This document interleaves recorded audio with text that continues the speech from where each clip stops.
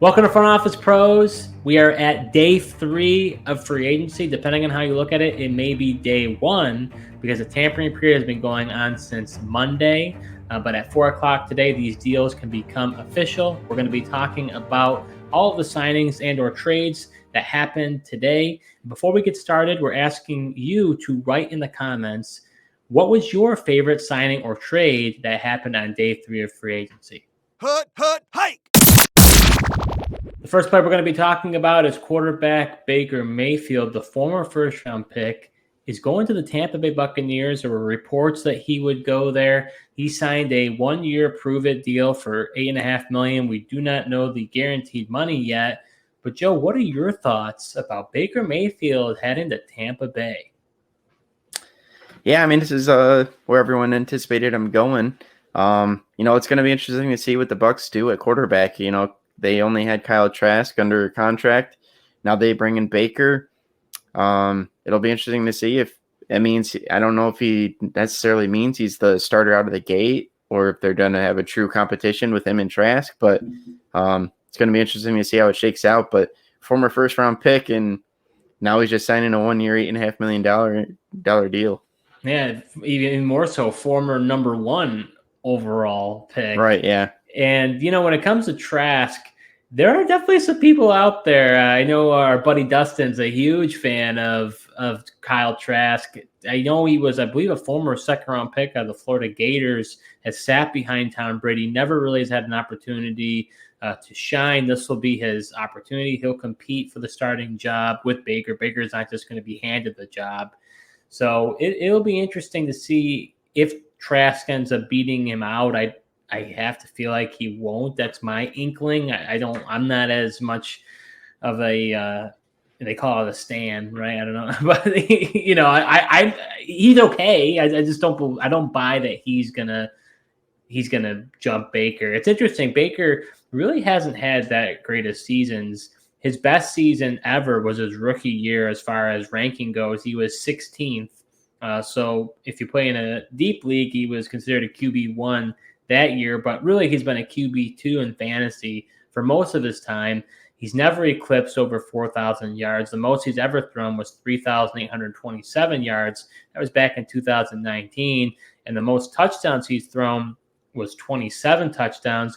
I do think, though, Joe, that Tampa Bay, that offense, maybe the best offense, I should say, in his entire career, with Mike Evans, Chris Godwin, Russell Gage, Rachaad White in the backfield. That offensive line, they traded Shaq Mason, so they're still trying to assemble that. They cut Donovan Smith, so the offensive line isn't the best, but some of that supporting staff around him with the skill positions is pretty good. Yeah, it is. It's just going to be interesting to see how well he can get it to those guys. I mean, he played with Odell Beckham Jr. That didn't work too well. Just couldn't get him the ball often enough. And then honestly, I think he was better off with the Browns because they had such a strong run game with Nick Chubb.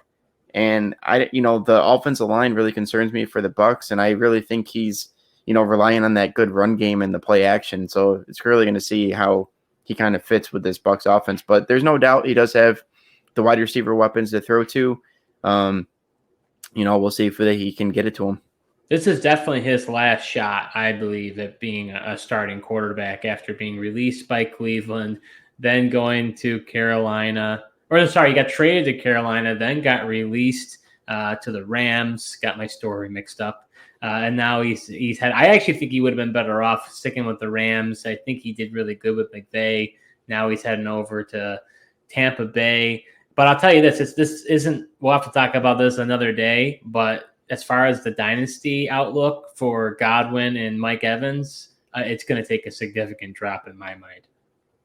Yeah, I'd have to agree with that, and I agree with you. I am surprised that he's not staying with the Rams, even if he had to take less money with their cap trouble that they have. Stick with McVay, stay behind Matt Stafford if he's gonna choose to come back and play here. But I just feel like, he seemed like a good fit with the McVay system just in the few games we did see him. So real quick, over-under. Is he over or under 3,750 yards passing? He's only done that once in his second year. His rookie year, he was at 3,725 yards. Yeah. I'll go with the under. I'm going under too. Even though he will get, I believe with the Bucs offense, because it's not so run heavy, he will get more opportunities to get more passing attempts. But I still don't think that might translate to the 3,700 number. And depending on how well he does, we'll see how short the leash is if he is the starter before they do flip the switch to Kyle Trask too. Running back Miles Sanders signed with the Carolina Panthers for 4 years, $25 million, which on average is $6.25 million per year. It was the biggest contract so far for the running back group, and he was regarded as the top guy. Joe, what are your thoughts on this contract with him going to the Panthers? Yeah, it's kind of a common thread here. I know it's saying the most for a running back, but man, these running backs in free agency aren't really getting paid at all. I mean, NFL's just, showing that they're not really valuing the position and then just kind of getting paid. But I guess at the same time, it makes sense when the tag number's at 10, that these deals are kind of staying under that number. But Sanders to the Panthers, is interesting. I think that'll make, our buddy Chew over there pretty happy with Sanders going there. But it's, I don't know what to think about this backfield. I mean, they got Chuba here, but then Sanders is most similar to like a Chuba type back. We'll see if they bring in a power guy back like a Deonta Foreman back to the Panthers. I kind of wish for fantasy he might have went to a different spot because I'm not sure if the Panthers are the best place for him. See, I feel like this is one of the better spots that any running back could go. There was a vacancy there for the starting running back. I do think that Miles Sanders will have a much more difficult time as far as him getting the yards that he needs. When he was behind that Eagles offensive line, they ranked number 1 via Pro Football Focus. And he led the league with 618 yards for yards before contact. So he might have to fight a lot more for those yards. I think the question will be, as far as his fantasy value, will he get the targets and receptions that he did before? So in his rookie year, he had his most, which was 63 targets, and he had 50 receptions. So it'll be really interesting to see what quarterback they end up drafting. So depending on if it's Anthony Richardson or CJ Stroud or Bryce Young, that could be very telling. They did sign Andy Dalton, so it could be the Andy Dalton show for at least a few weeks until the rookie comes in, or they may decide to start the rookie right away. We won't know until probably training camp. They're not just going to, give the job at a silver platter, I don't believe, especially if it's Richardson. I think Richardson would take some time to understand the playbook and everything else before he became the starter. I feel like of that group, I don't know. Would it be better for Miles Sanders if it was Stroud or Young, you think? I don't know. I think the best thing for Miles Sanders is that it would be Dalton, honestly, because, at least the veteran quarterback's going to be a pocket passer and they're going to hit the check down.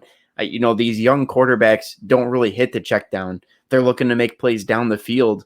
Or you mentioned Young, Stroud. I mean, these are guys who can make plays with their legs too. And even at Richardson, the athleticism, so then the dump offs don't really happen to the running back. That's why, with the quarterback situation, the offensive line from the Eagles over to Carolina, that's why I was saying for fantasy, I'm not really that excited for Sanders going to the Panthers. Yeah, I think the one thing going for him is I think I heard that Deuce Staley, the running back coach he's not the offensive coordinator, is he?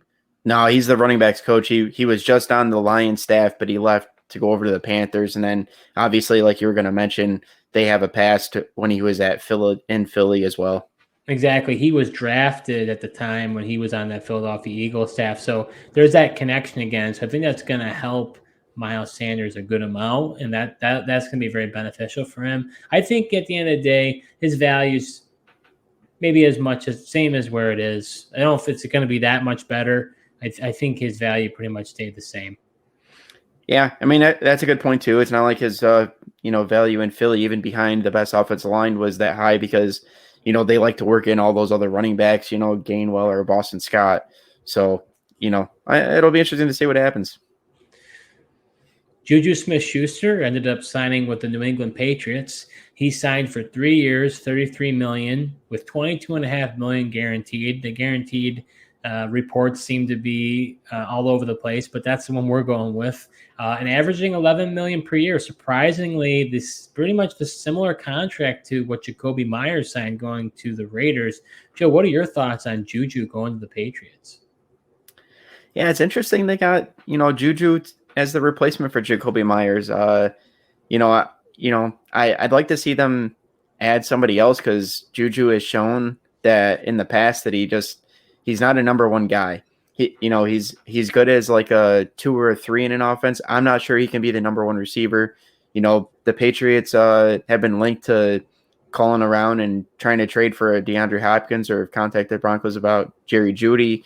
So I'd feel a lot better about Juju in the Patriots offense if they can, land somebody like that, an Odell Beckham Jr. maybe, or trading for a DeAndre Hopkins, a big guy to have on the outside to help Juju. See, maybe I'm wrong, but I kind of like this spot for Juju. I think Belichick, for whatever reason, has had affinity with him. There have been rumors of Juju going to New England for quite some time, ends up going there.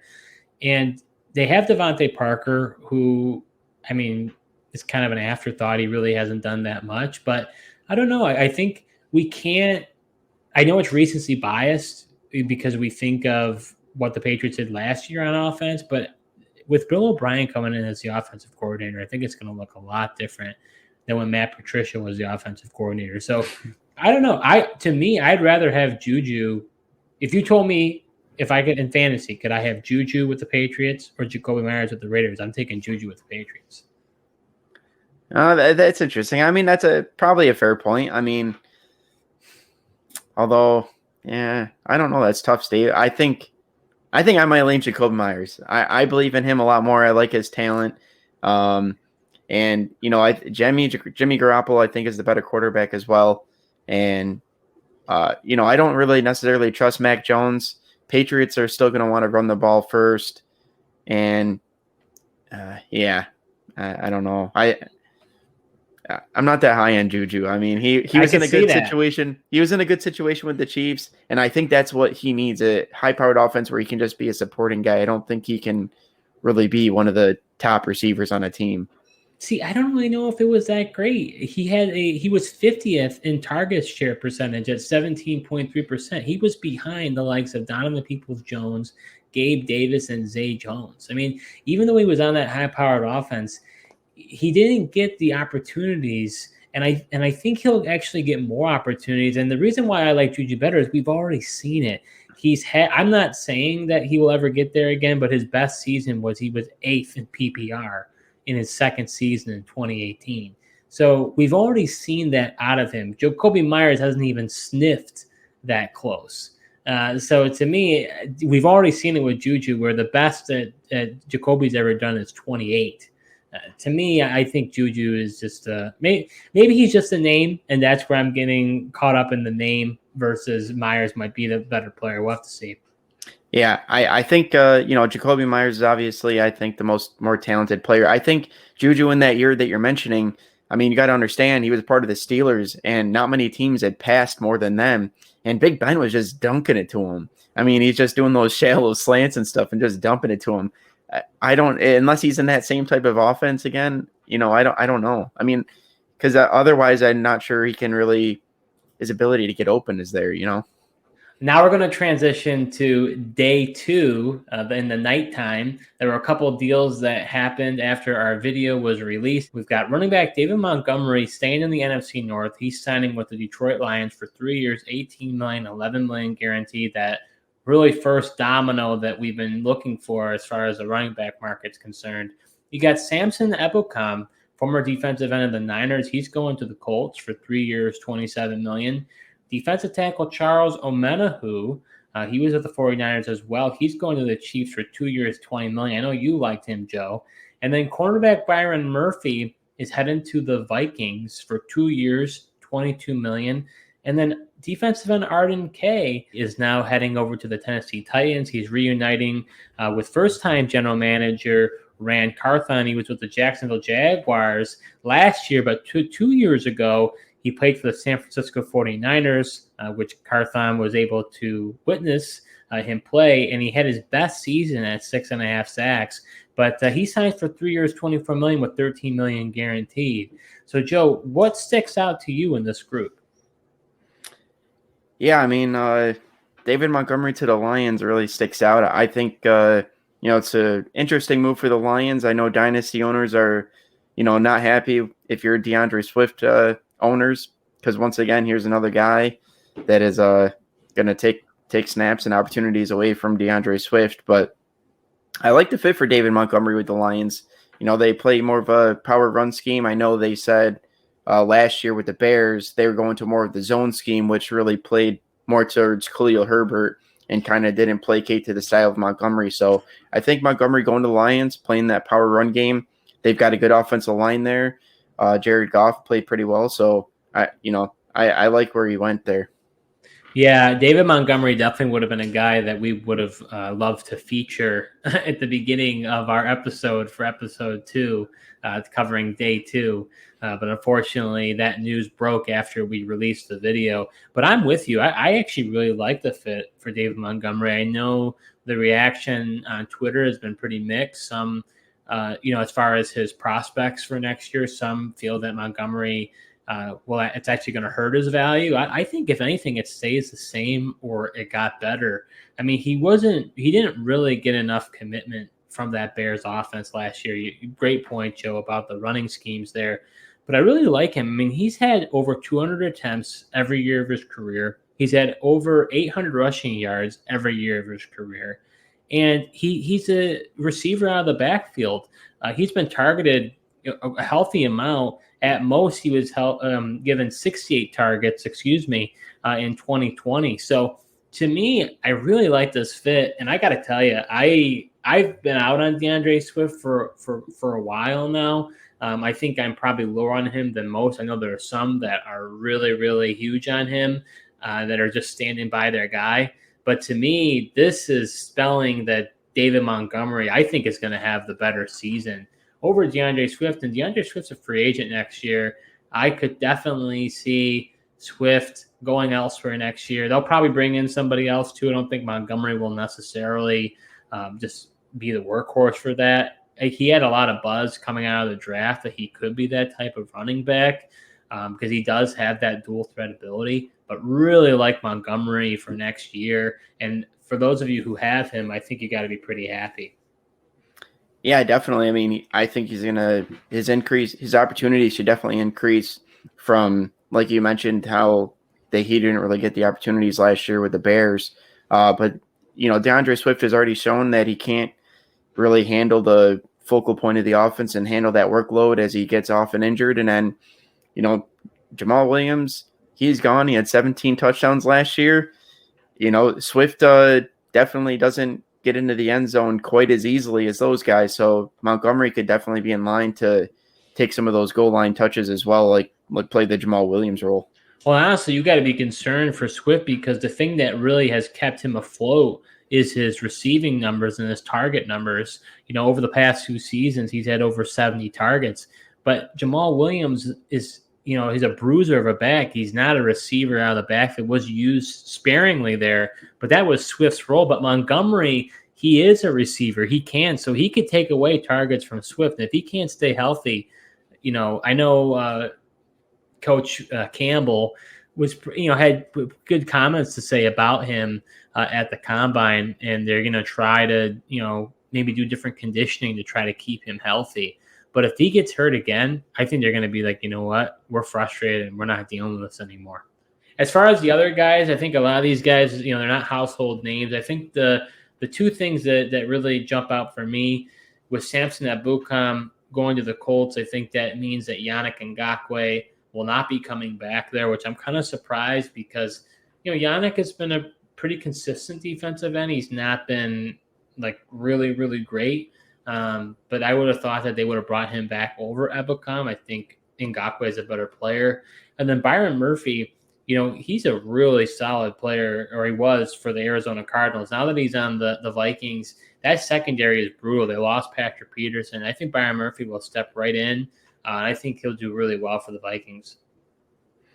Yeah, he definitely could. It was Byron Murphy was the guy I had my eye on, possibly going to Denver and sticking with Vance Joseph, a guy who played a lot of man-to-man with him, and that's the way the Broncos defense is going to go. But yeah, I think Ebukam to the Colts was interesting.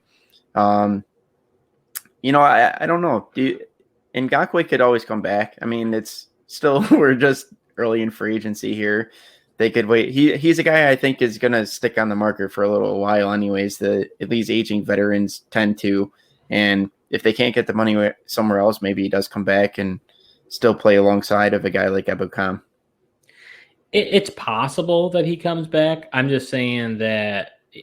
I mean, Ebukam was somewhat I'd have to look at the snap count, but I want to say that he was not a full-time player for them. He was more of a rotational player for the 49ers. He did get a decent amount of snaps, though. I remember him being on the field quite a lot. But my reason for saying that is because, obviously they really like Kwity Paye. He's on one side of the ball. And then they also drafted that Deo Odengabo. If you remember, he was his former second-round pick, but he came into the league injured. So I don't know. I just maybe Yannick will come back if he can't find anything. I know he's worked with Gus Bradley, and Gus Bradley's staying there, so it's possible. But I think from what I saw from insiders for the Colts, it seemed like this means that Yannick's not coming back. Yeah, it definitely could be. And then as you mentioned, I was disappointed to see Charles Omenihu go to the Chiefs in division. I know you said you weren't the biggest fan of the guy, but from he's another guy who was a rotational player, but times that I did see him, he's a guy that definitely can make an impact, and once again, not really a household name. So transitioning over to today's signings, we're going to start with the offense. Running back Jamaal Williams ended up signing with the New Orleans Saints for 3 years, $12 million with $8 million guaranteed. Tight end Hayden Hurst went to the Carolina Panthers. He got 3 years, $21.75 million with $13 million guaranteed. Jacoby Brissett is going to be with the Washington Commanders for 1 year, $8 million. Running back Alexander Mattison re-signed with the Minnesota Vikings for 2 years, $8 million with $6.35 guaranteed. And then running back James Robinson goes to the New England Patriots for 2 years, $8 million. Joe, what jumps out to you with these guys? Yeah, I think Jamaal Williams, he's an intriguing back, and him going to the Saints, that's an interesting move. Especially with kind of the uncertainty of Alvin Kamara there and what's going on and his legal stuff and everything.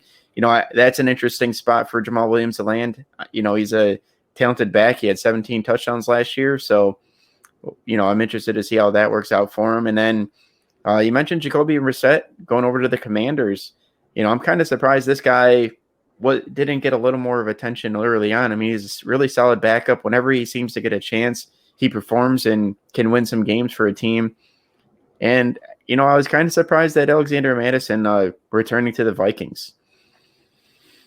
Yeah, I think with Jamaal Williams, I don't know if his fantasy value can be any better than what it was last year with Detroit.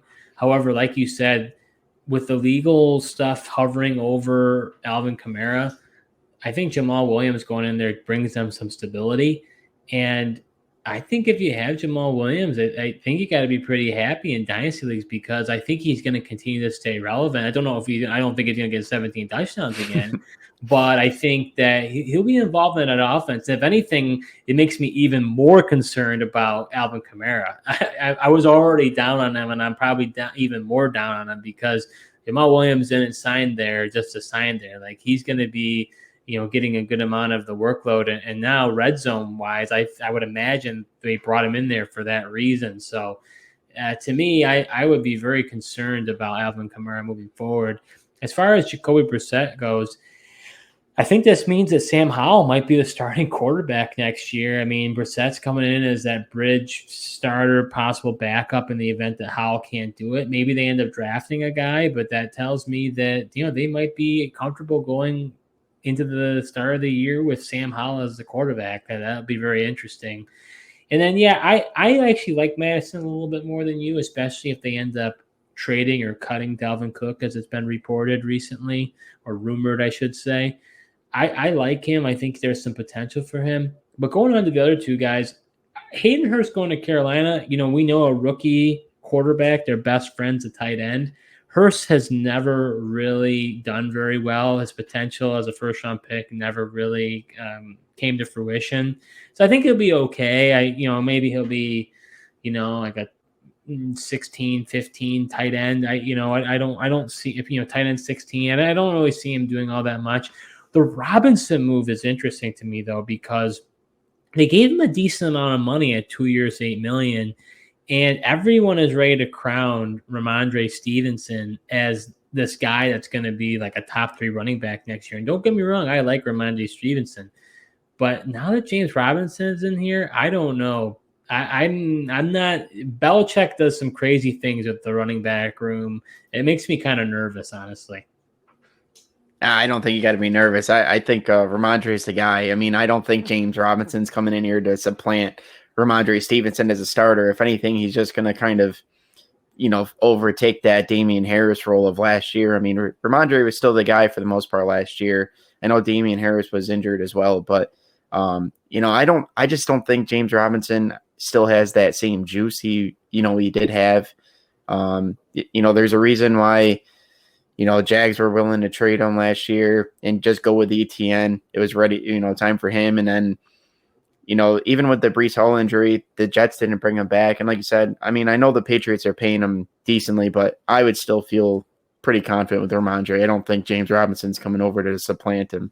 He's definitely the 2, though, right? Like Pierre Strong. Like if you had hopes that Pierre Strong would be used, like I would think Robinson's the 2nd.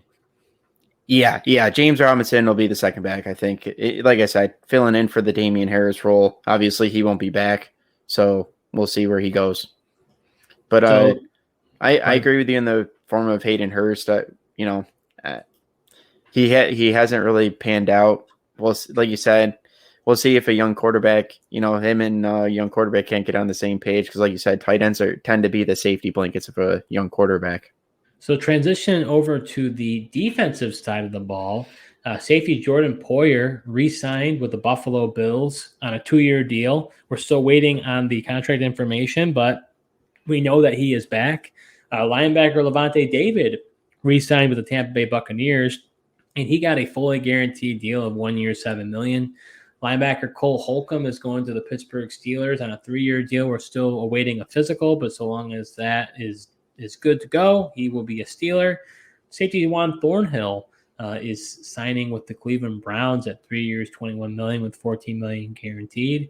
And then defensive tackle Fletcher Cox is re-signing with the Philadelphia Eagles at 1 year, $10 million. I also saw that Sheldon Rankins got a decent amount of money. He's going to the Houston Texans on a 1-year deal. I believe it was $10.5 million. So, Joe, with these group of guys, what jumps out to you?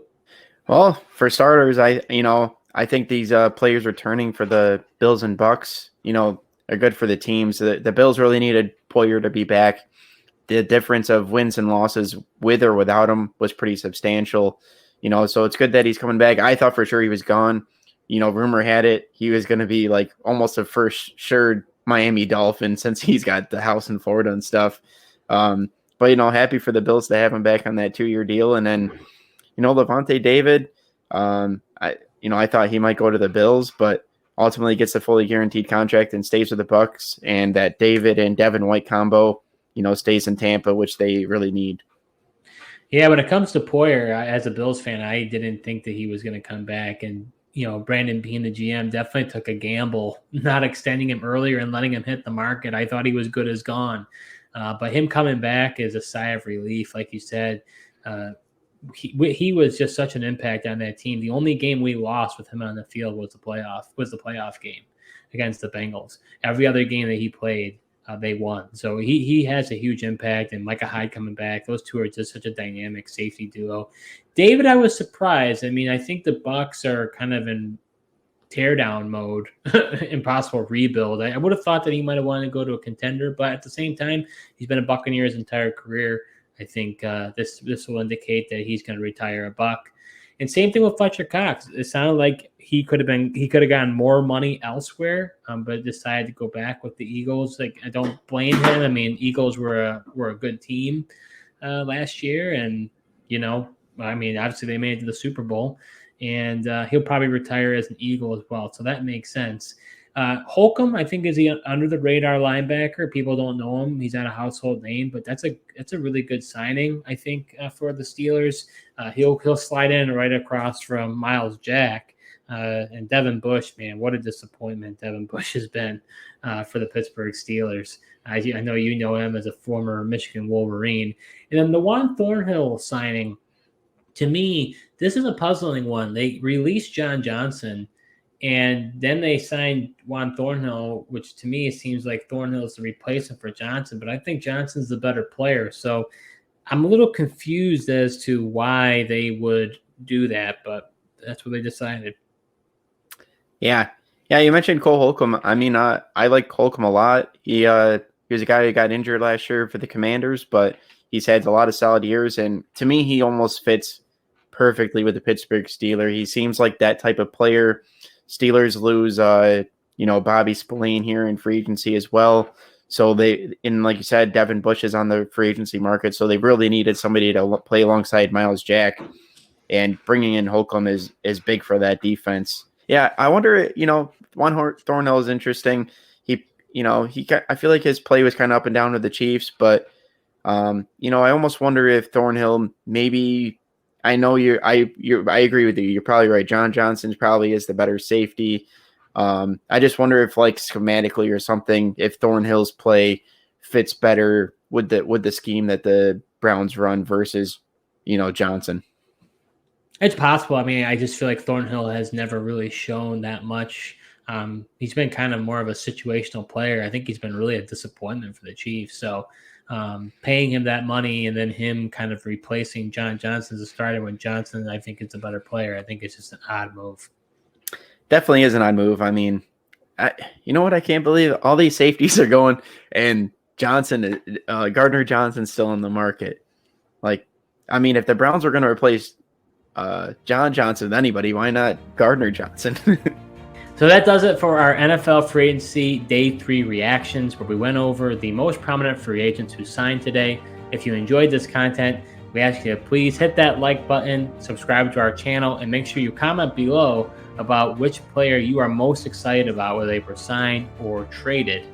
We also recently joined Apple and Spotify podcasts, so follow us there as well. You can give us a 5-star rating. We greatly appreciate it. But thank you so much for watching, and until tomorrow.